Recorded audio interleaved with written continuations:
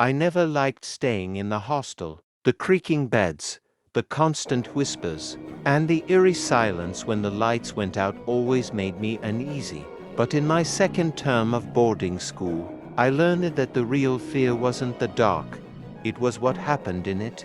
Our dormitory was old, with cracked walls and a leaky roof that made the rainy season miserable.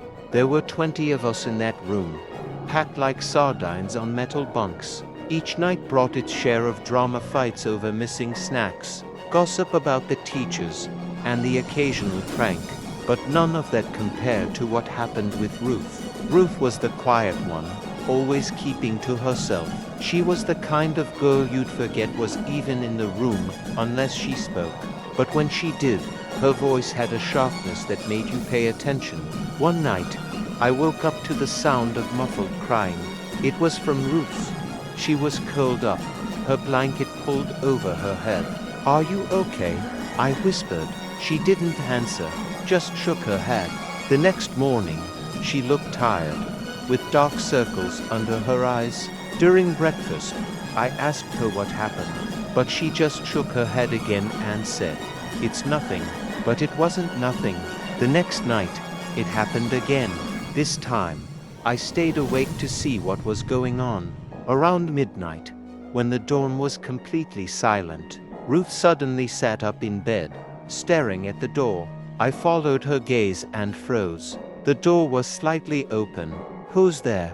I whispered. Ruth didn't answer. She just stared, her body trembling. Then, the door creaked open wider, and I saw something, a shadow, tall and thin, standing just outside. I wanted to scream, but the shadow moved quickly, disappearing into the hallway. Ruth broke down, sobbing quietly. The next day, I told the others. At first, they laughed, saying I was imagining things. But Ruth's behavior was hard to ignore.